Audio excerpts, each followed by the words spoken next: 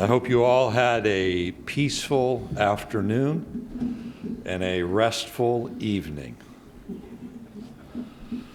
First head football coach of Day 4 at SEC Media Days is Eli Drinkwitz, who is entering his second year at the University of Missouri. He'll be one of two head coaches entering their second year today.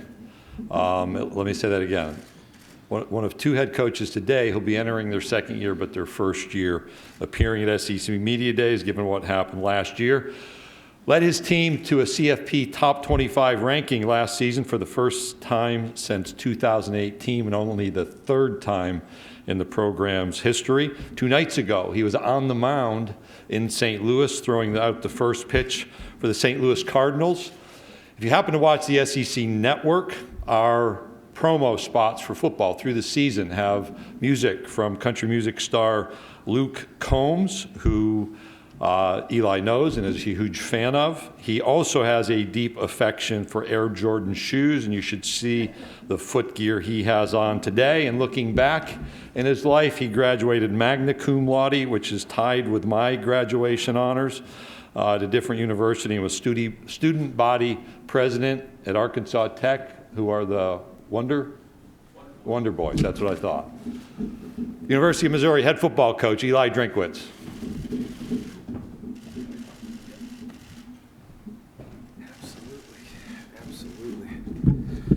Well, appreciate everybody being here today. You get to find out which the sports writers are the toughest ones who can last to Day 4. Obviously, there's a few empty seats here. Some guys just aren't cut out for life on the road and didn't have their pandemic legs underneath them. Would be remiss if I didn't start out by giving a shout out to Paul Feinbaum for his contract extension. Nobody tries to steal a show quite like Paul and start out SEC Media Days by leaking that news. So congrats to Paul on that. Hard-hitting questions coming out of yesterday. I think one of them was whether or not the horns down is going to be 15-yard penalty in the SEC in the future. So I asked Commissioner Sankey in the hallway, and he gave me a strong rebuttal by saying no comment. So we'll see where that goes. But excited about the opportunity to be here today and share with you about the energy of the Mizzou football program and what we're trying to build in the SEC moving forward. I really felt like last year we exceeded the expectations of many of the people in the room, but also many of the people within the state about what we could accomplish in such a challenging season. Last year we were able to win 5 conference games. We were able to beat the defending national champions. We were able to beat Kentucky for the first time in 5 years, able to win both of our trophy games and avenge a loss versus Vanderbilt. We had 5 players drafted. And so there was a lot of positive momentum to go into the offseason. We did a nice job in recruiting and continued to develop this program, but we didn't meet the standard of what we want to be moving forward. And so we are continually chasing that close the gap mentality. How do we close the gap amongst the upper echelon teams of the SEC? And it's going to be a process. It's not something that just happens overnight. I got to remind our fan base that Coach Smart and Coach Mullen have years of experience at their school, and we're trying to close that gap in a hurry, but we're not going to do it overnight. But we need our fan base to continue to re-engage with us and be excited about our program. We're very fired up about the opportunity that lies ahead. We return 8 starters on defense. We return 8 starters on the offensive side of the ball and 4 specialists. We got an opportunity to have a really strong line of scrimmage, which is one thing that we learned last year was needed in order to be successful in this league, and really look forward to returning an all-SEC player at the defensive end position with Trajan Jeffcoat. We were able to bring some guys back with that COVID year, and so the defensive line should be a strength for us on the defensive side of the ball. We added a new defensive coordinator in Steve Wilkes, a guy with tremendous NFL pedigree and experience and also coaching in college football, a coach who's just a tremendous leader of men and a motivator of players, and excited about the scheme that he's going to bring and the energy that he brings to the football field every day. Obviously, we lost some players to the NFL and had some weaknesses there, so we went out and utilized the transfer portal to our advantage. We were able to add 2 quality transfer defensive backs in Caleb Evans and Allie Green. We lost a linebacker to the second round to the Chiefs, and so we went out and added Blaze Aldridge from Rice, who was an all-conference performer there. So we really felt like that we put the pieces in place on the defensive side of the ball. That was obviously a weakness for us, especially towards the end of the season, and so we're excited about the opportunity for us to improve. Obviously, the proof will be in the pudding, and we got to get those guys going in fall camp. On the offensive side of the ball, Coach or Commissioner Sankey said this was my second season, but first year at SEC Media Days. We're trying to get Connor Bazelak a back-to-back SEC Freshman of the Year. I don't know if that's possible, but with the COVID exception, maybe it is. SEC Co-Freshman of the Year, so we have a proven commodity at the quarterback position, and so we're excited about the growth that he can show and earn. We've added some playmakers around him. Obviously, Mookie Cooper is a guy that we're excited about to go along with Kiki Chisholm and Toski Dove. And then Tyler Beatty at tailback, when he was featured for us last year in our games against LSU, Arkansas, Vanderbilt, South Carolina, he really did some nice things for us. He's got some explosive ability and really can do a lot of different things out of the backfield. So a lot of things to be energized about for a fan base and for a program. And so with that, we look forward to the 2021 football season and look forward to the challenges that lie ahead. And with that, I believe the next thing I'm supposed to do is open it up for questions. You got it, Coach. Thank you very much. If you have a question, please raise your hand. Victoria, Lawrence, and Fuller have microphones, and we'll get one to you. We'll start down here in the front left with Bob. Hey, Eli, Bob Holt, Arkansas Democrat. Is that nice to be in the same room with you finally? You got 2 kids on both sides of the ball from Fayetteville with Byers and Bannister. Wondering what you're expecting from them. And you brought Akil here today. What went into that to say that's a pretty big honor? Yeah, those 2 young men do a lot of different things for us in our program. I mean, Barrett Bannister is a guy who seems to always play his best game against the Arkansas Razorbacks. I guess it just means more to him being from the state and playing against those guys. And he's a guy that does all the little things right, is an extra gritty player, works extremely hard at his craft to perform above his capabilities on a day-to-day basis. He's the type of player that Mizzou football has always been about. He's the type of player that our fan base can really embrace because he's a blue-collar mentality, works for everything that he's been given in life.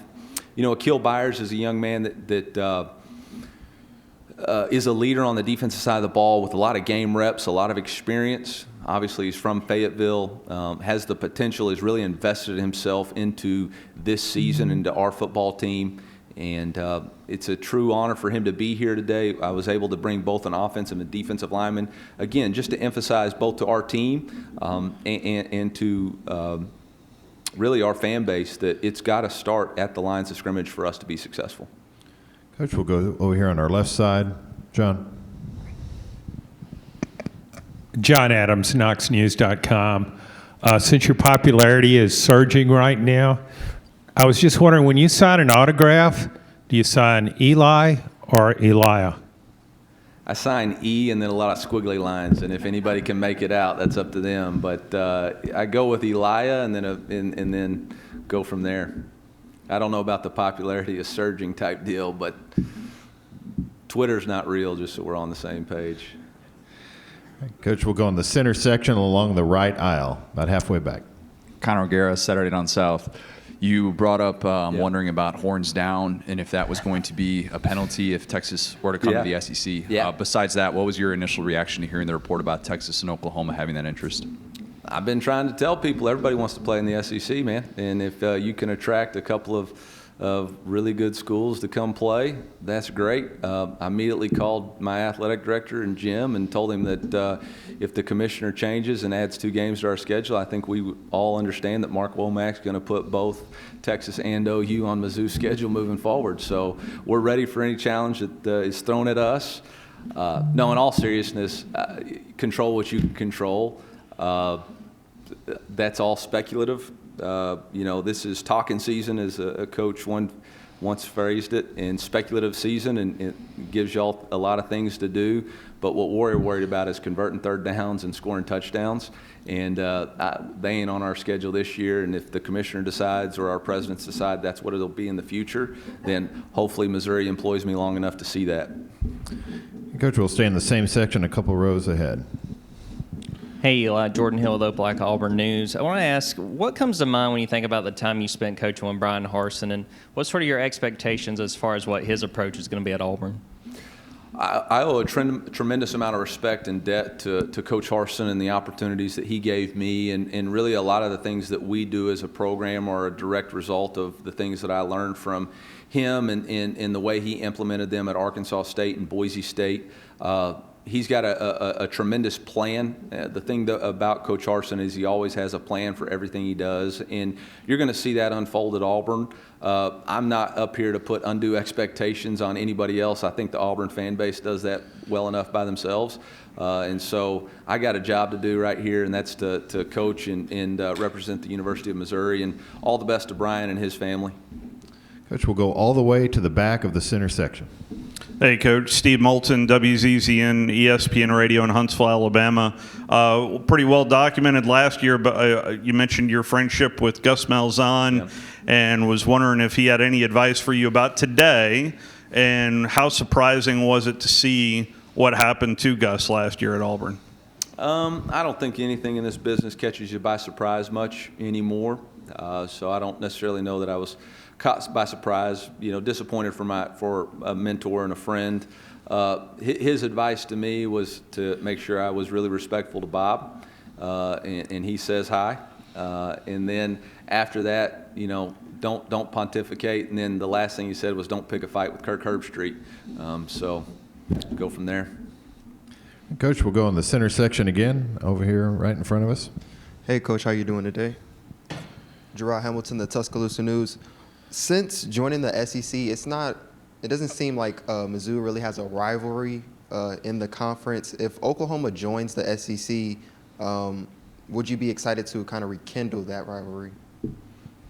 I kind of like the rivalry we got with Arkansas. I mean, I don't remember the last time they beat us, so I kind of like that one. And the Battle Line rivalry, I mean, it's pretty good for us. So, Crud, I think we'll just keep that one right now. That's a good one. Respect Sam and everything he's doing with that program. He's obviously doing a tremendous job. I'm from the state, and so that makes it a little bit more special and a little added incentive. So I'm not going to speculate about anything. Just because y'all don't think it's a rivalry doesn't mean it ain't a rivalry. It means a whole heck of a lot to my household, and I know it means a whole heck of a lot to Barrett Bannister's household, and I know we like having that trophy at the end of the game. So I think we'll keep the one that the commissioner set for us. Okay, we'll go in the center section again alongside the right aisle. Elia Corey Diaz with the Greenville News in South Carolina. When you reflect back on year one, what would you say are the most critical steps that you took as a first-year head coach? What were some of those challenges and most important lessons that you learned? And then, two, for the 4 new first-year head coaches in this league, what would you tell them is awaiting them in this league? I mean, I think the critical steps we took forward, obviously, in order to have a chance to win the SEC